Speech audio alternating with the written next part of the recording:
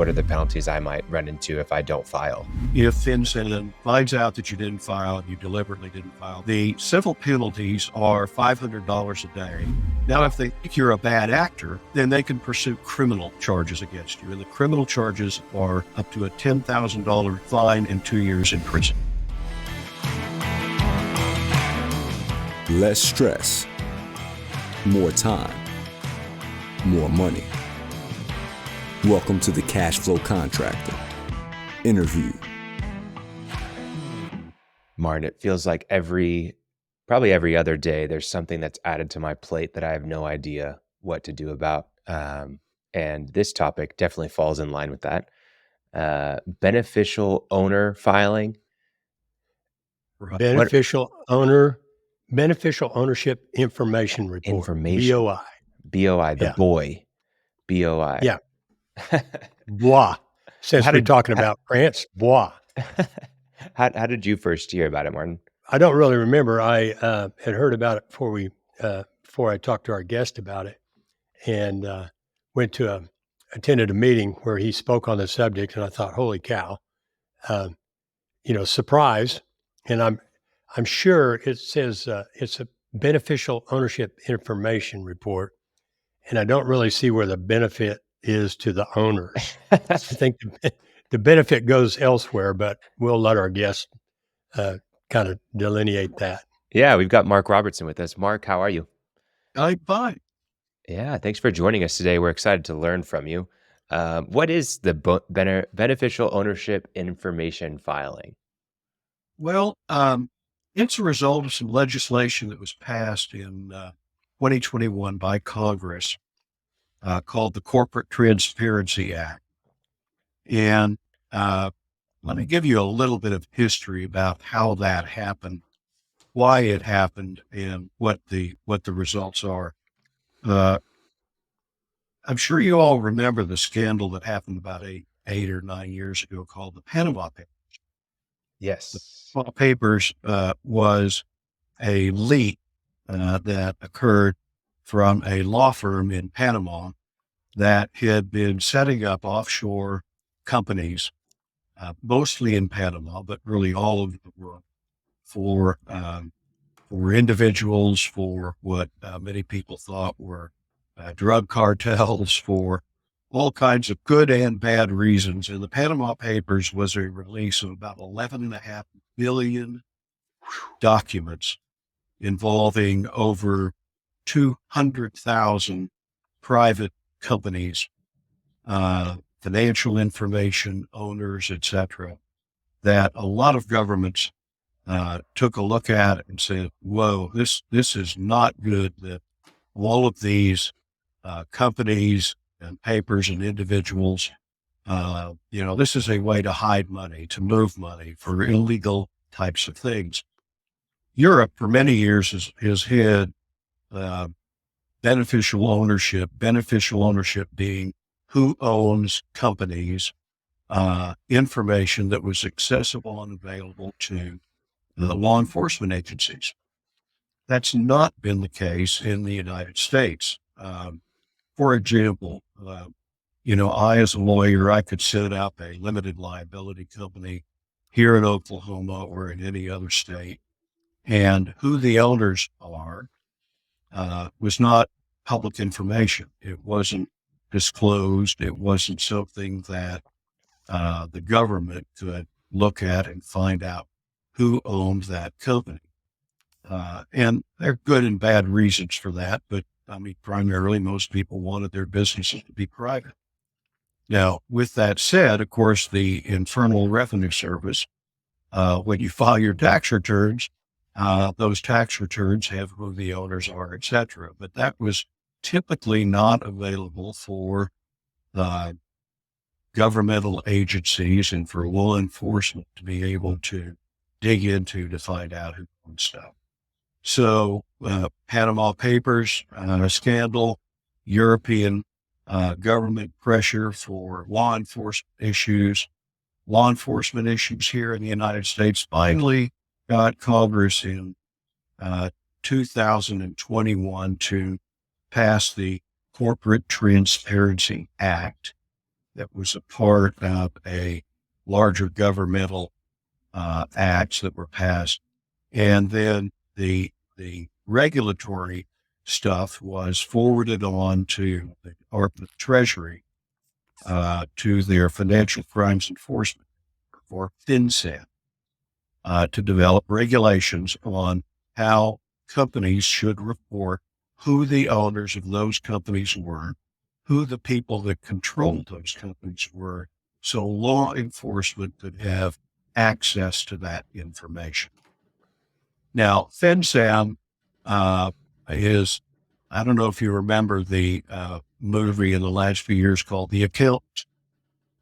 Great movie, but the governmental agency that was investigating this account was FinCEN. And so, if you've seen that movie, then you know who they are. It's a small department of the Department of Treasury, and they basically are in charge of investigating financial crimes. So FinCEN has spent the last 3 years putting together regulations on how companies should report who the beneficial owners are and who the control people are for companies here in the United States. So that's kind of a general background of what's happened. Those regulations kicked in effective January 1st of this year. And so Of 24. they They have kicked in. Yeah. have kicked in. And what Gotcha. those regulations basically provide is that companies that were formed prior to the beginning of 2024 have 1 year to report who the beneficial owners are using this system that FinCEN has developed. And so, I can kind of jump right in on what companies have to report. Basically, if you look at the statistics, there's about 33 million small businesses in the United States. Okay. Now, not all of those businesses are companies that have been formed by filing with the Secretary of State of the state where they're organized, or with a tribal entity or whatever, but many of them are.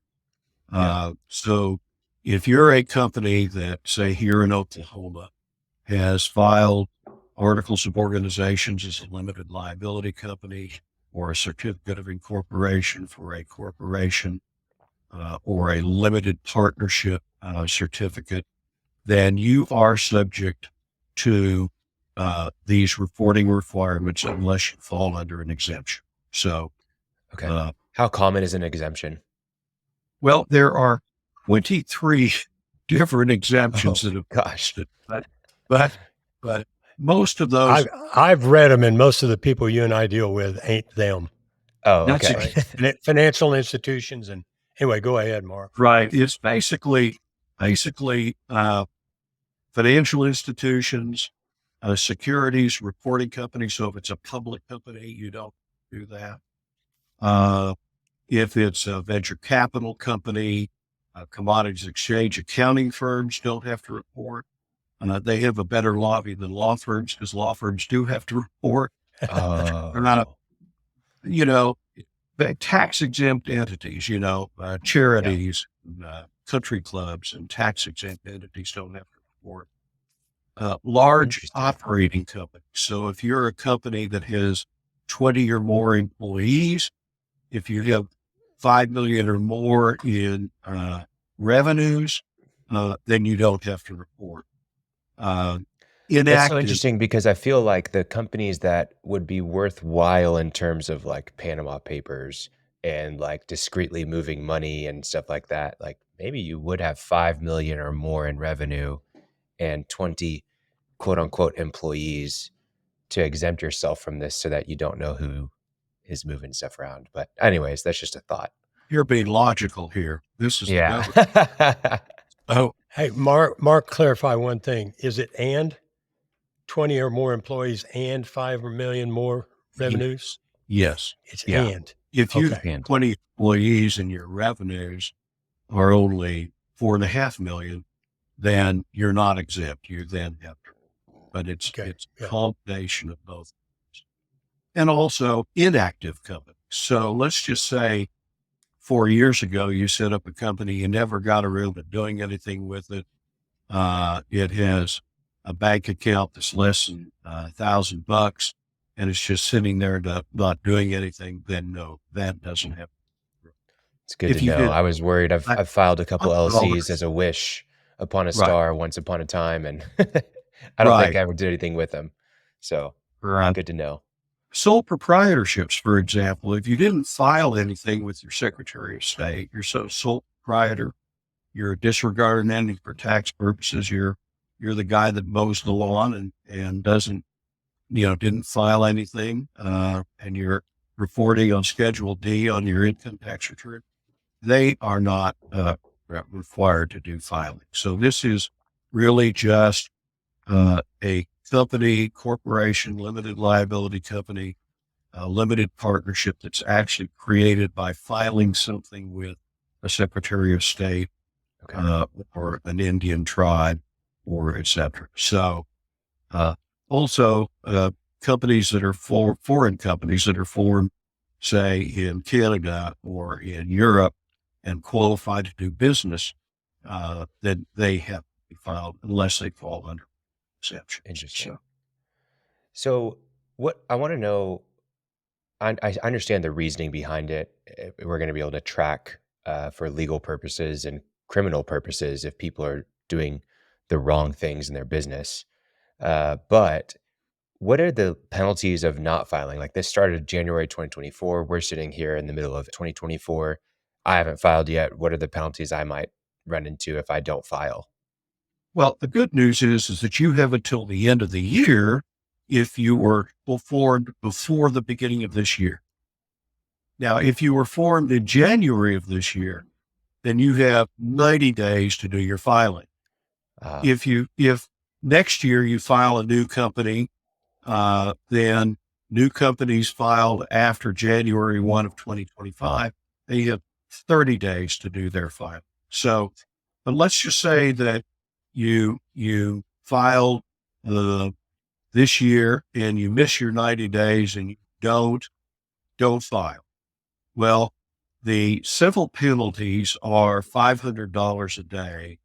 If FinCEN finds out that you didn't file, you deliberately didn't file, they can assess a penalty of $500 a day. So now, if they think you're a bad actor, then they can pursue criminal charges against you. And the criminal charges are up to a $10,000 fine and 2 years in prison. We should have led with this. This would have gotten people like, I need to understand Well, this. no, we'll $500 a day put is that on the teaser. Yeah. yeah. Yeah, exactly. Yeah. I mean, it's It you know, feels like a Khalil, you little said, overstepping, doesn't it, Martin? Yeah. I was gonna, you said I understand the reason for it, and I say, yeah, but that's always a trade-off. Tyrants use security always as a means to restrict freedoms, right? Right. And I use the word tyrants. That makes me sound like a political whack job. I'm not. It's not. It's historically that's how it's done. It just is pretty offensive to me. And 500, and what I stumbled across this. And Mark, you said, well, they say on their website they're making this intense effort to make sure everybody knows about this, gets it done, and okay, maybe they are, maybe they're not. I'm thinking of a lot of people I know not going to get this done if I don't bring it to their attention and hold their hands. Right. And they're certainly not laundering money if they can't fill out anyway. It's pretty offensive to me. Well, and But doesn't at the matter same what I time, think. I don't think it's that intimidating, is it? Like it's not like it's moving mountains to get this form filled out. It's just No, get some it's not. documents together and upload them. Although FinCEN has a website Yeah. that you can go to. In fact, the good news is that both here in Oklahoma and most Secretary of States around the country have actually put a link on their page for registering companies, a direct link to the FinCEN website. Yeah. And the website is pretty easy. It pulls up. We can certainly give you the link to where you Yeah, can we'll have show. that in the show notes for listeners if you want to. It's BOI for beneficial ownership information, and then e-filing, like your electronic filing, .fincen, FINCEN.gov. Right. From there, you just click on a couple of buttons and it takes you to submit the form. So, And the good news is that FinCEN has published, which can be easily downloaded from their website, both a small entity compliance guide, which is a 50-page guide that can be that walks an individual through, both the exemptions and the filing and how to do it. And they also have a step-by-step instructions that can be followed on how to do it electronically, or if you don't want to do it electronically, then how to fill out a PDF and send that in. This is the FinCEN Small Business Compliance Guide. As I say, it's not hard to do, although For an attorney. well, attorneys, accountants, they're all getting into getting this done. We do it for our clients. We've sent out a white paper on letting them know that it has to be done. As of about 2 days ago, there'd been about 1.6 million filings with FinCEN. so we're only 32 million short. Well, Hey, let me jump in here real quickly. When I met Mark, BOI was a big deal. And then I heard that there'd been a court case somewhere, I don't remember where, and a federal judge had set it aside saying it was overreach, couldn't do it. And so I, acting as my own attorney, said, I don't have to worry about that anymore. Well, as usual, when you act as your own attorney and you're not, well, even if you are an attorney, that's not a good move. So I called Mark. I said, hey, we don't need to talk about this because it's moot. He goes, no, it's not moot. It's for that county or whatever jurisdiction that judge ruled in. Right now, they don't have to file. Everybody else, it's business as usual. So it's back on the table. Gotcha. And that's why we're doing this program. What happened was, and let me turn around and get a copy of this. This is the actual order that came out. There was a lawsuit filed in the Northern District of Alabama by the National Small Business Association and some of their members against Janet Yellen as the Secretary of Treasury and FinCEN, et cetera.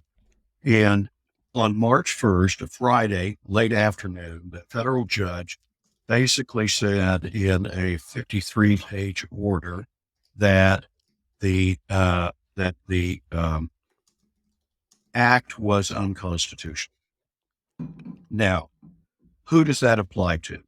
That applies to the National Small Business Association and the actual plaintiffs that filed the lawsuit. FinCEN on March 11th, basically about 10 days later, filed an appeal, notice of appeal of that to the 11th Federal Circuit Court and appellate court. And so FinCEN has taken the position, which is an accurate position, that until the appeals court determines whether that's an appropriate order or not, they are saying that unless you were a named plaintiff in that lawsuit, that the regulations still apply and you still have to file your reports with FinCEN. That's the position they're taking, and that's what we are recommending to our clients, that you continue to make the appropriate filings, both the initial filings, and by the way, if there is a change, you change an address, a beneficial owner changes, an executive officer changes, because it's not just beneficial owners that own 25% or more of the company. It's also executive officers of that company, what I'll call C-suites, the CEO, the president, the chief financial officer. They also have to be a part of the company's file. So we are telling our clients that if there's both their initial filing and any amendments, by the way, amendments have to be filed within 30 days of when that change happens. So if you move across the street or into another town, or if you appoint a new president or chief executive officer, then you have 30 days to file an amendment with FinCEN of your beneficial ownership. So simple, nothing to it. You just Yeah, got to remember it. You just got to read that 50-page guide. We might be useful to dive into some of the specific, you just mentioned some of it, but some of the information. I know people are, Khalil, you said just collect a bunch of papers and send them in, right? Well, I filed in I preparation know. for this, and it wasn't that hard. It wasn't like it was rocket science. It took a little bit of time. I had to make sure I took a picture of my passport, I think Photo was ID. the one that I Yeah. used. Yes, passport, voter registered, and a photo ID issued by our government, like a driver's license, works. A Right. passport works. Yeah. So it I has- just took a photo of that, and then I Yeah. uploaded it with some other documents and LLC document, whatever. And maybe I did it wrong, but I submitted it. So we'll see if it goes haywire. But yeah, I was able to get it done. I think the things that come to mind for me are like, do I do this every year? How often do I got to file? Like, is this like taxes? What are we doing here? Well, the good news is that you've done your initial filing, you've done it on time, you've provided the information where they've issued you a number, and a number that is the filing number. Mm-hmm. If nothing changes, you don't have to file anything else. But if you change address, you do have to file the change of address. If you have a new president, you have to notify them. So Yeah. it's not an ongoing annual type of a filing that you have to make. Now, a lot of businessmen have multiple companies. Do they have to file it for every company? And the answer is yes. But the good news is that you can go online on that initial website. They have got a tab you can click to get your individual's FinCEN identifier. So I, as a lawyer and having a number of businesses that I'm involved in, I went and got my own FinCEN ID number. And instead of having to put in all of my information each time I'm making a report for a company I organize or for whatever, then I could just put in my FinCEN identification number, and I don't have to put that stuff in anymore. So for an entrepreneur that has 10 companies, we're recommending your individual ID number, and then for each company, you put in the company information, but when it gets putting in your information, you just put in your ID number, and you don't have to put in your passport or all the rest of that stuff. So Makes sense. it's the good news. You actually have a mechanism to where you don't have to repeat it time after time after. Hey, Khalil, did you do that? No, Get I a saw the FinCEN option ID to number? create the FinCEN ID, but I just filed. I didn't want another account to worry about. If you do that, do you get it back promptly, Mark, or is that kind of deal? I can print it off immediately when you do Okay. it. The website shows you what your FinCEN ID number is. I mean, this is the one that I got, and I just printed it off with my ID. So every time I have to do a filing, by the way, if you're a law firm that is filing for clients, the initial paperwork, we have to add information on there. So if I'm actually doing a filing for a client to organize their new LLC, then I use my FinCEN ID along with the client's information for the new company. Yeah. My Well- legal assistant also had to do the same thing, by the way, since she's the actual one that does the filings. Interesting. Well, yeah, obviously this is something the penalties don't start until 2025, it sounds like, for existing companies prior to 2024.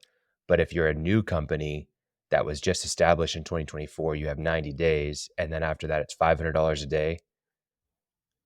If FinCEN says that you have not done what you're supposed to do, they can assess a civil penalty of $500 a day from when it should have been filed.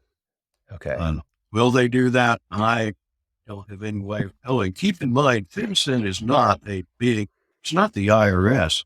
The last time I checked, FinCEN only had about 250 employees. How are they going to look at, say, 20 million filings to determine whether someone's done something right or not? I don't know. Yeah. Interesting. Well, definitely a different time. I know Martin's not happy about it, but it sounds Well, like there's probably eh, companies that are a little bit more complicated, multiple partners, different operating agreements, whatever it is. Definitely a really good use case for going to your attorney and filing. If you're maybe smaller like me, kind of run the show yourself, only have a couple employees, you can try handling it yourself, or you can just go to an attorney and get it done the right way. I will check back in and let people know if I hear back that I've done it wrong. Um, Interesting to know where it comes from, the Transparency Act, due to the Panama Papers and people having, offshore companies so that they can avoid taxes and whatnot, and even do illegal activities with drugs, smuggling, maybe arms smuggling, whatever it is. Um, you only have to do it once, unless something changes drastically in your company. I would imagine you have to refile. well, hey, if you move down the hall from where your office Right, if is, you move. is So that drastic or not? Yeah, No, this is an accretion of if burden, and it just drives me crazy. But technically you have to do an amendment saying, well, we're not 200 anymore, we're actually 260. Oh, yeah, wow, okay. Well, yeah. don't plan on moving. Um, Maybe use your home address, is that possible? Um, If Well, that's your address. why not? I don't know. I'm just thinking of what you could do to avoid having to update this. There's so many accounts out there just on a month-to-month basis that you gotta worry about. Yeah, It's the ones, that's though, that are the year-to-year or longer that you really have to worry about because you will forget, and this is one of those. Um, Interesting. Well, uh, lots of interesting information. Mark, you do a lot more than beneficial ownership filings. Why don't you tell our listeners about your company and how you can help entrepreneurs out there? Sure. Robertson and Williams, we're a law firm here in Oklahoma City. We were formed back in, uh, oh gosh, 1988. Prior to that time, I was the managing partner of a larger firm here in Oklahoma City, but I escaped. That failed me again. So, we have lawyers that represent businesses. We do a lot of oil and gas stuff, so I'm like partners. I particularly do mostly tell people I represent businesses and families that own them. And so, I organize businesses, I help contracts, I do mergers, acquisitions, private placements where they're, raising funds. Used to do a lot of federal securities work and public offerings, represented broker dealers in the past. Not a lot of that's happening for smaller companies any longer. I represent a lot of entrepreneurs and businessmen and their families. So if they need to do a transition agreement where they are trying to sell their business to a third party or to have a new family members join the business, how do they do that? That sort of stuff, businessmen who need their estate planning done. We do an Yeah. awful lot of that sort of stuff. I have partners that go to court. I don't go to court. I tell folks that if I'm in court, my client and I both messed up. So let's do. Man, that's great. Well, much needed. Not Mhm. enough, even including myself, not enough business owners think about the family aspect of their business and how much it means to them. So if you haven't done that yet, Mark's a great contact that you should get in contact with. How can people get in contact with you, Mark? Well, we have a website, robertsonwilliams.com. We have an office in Northwest Oklahoma City.